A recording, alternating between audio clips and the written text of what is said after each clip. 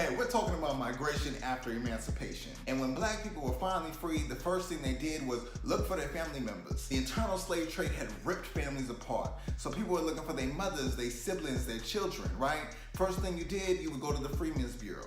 Sometimes you'd have an officer in your area who you could talk to, and other times a lot of black people migrated to Washington, D.C., the capital of the United States, to find family members through the headquarters of the Freedmen's Bureau. So along with migrations to D.C., black people moved to urban cities across the South. So think places like Atlanta, New Orleans, Birmingham, among many others. You see, these cities offered more social services, larger networks, a space away from the plantations that they worked on and many were sharecropping on. Just because slavery had ended didn't mean black people had stopped working in the fields.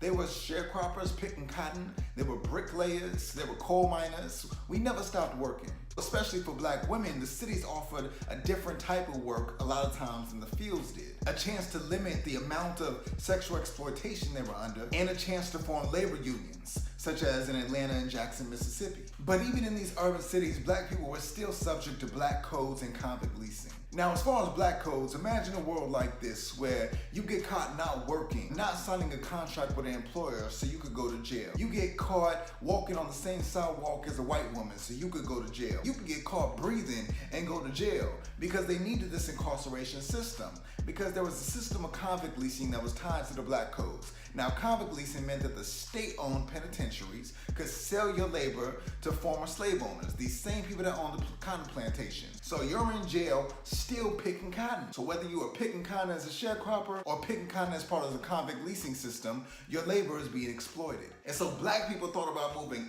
anywhere outside of the South. So at the same time they were thinking about moving to Kansas, they were thinking about moving to Liberia. Black people who moved to Kansas were part of the Exoduster movement. Black people saw Kansas as a place for black liberation because in the 1850s, a white abolitionist, John Brown, had killed white people to make sure it wouldn't be a slave state.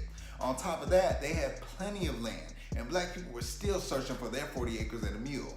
Now, at the same time, Liberia, black people had been immigrating there in small numbers in the 1830s and 1850s. But now, after emancipation, thousands of black people moved there, hoping for a black-controlled American colony. So the post-emancipation migrations were spurred from the search of family members. These kinship networks developed into deep political networks across the rural and urban South, and intense legal and violent oppression pushed blacks out of the South, as well as their desire for intergenerational prosperity, safety, and land. So hence black people who are going to Liberia and Kansas. This was the foundation for the soon approaching Great Migration.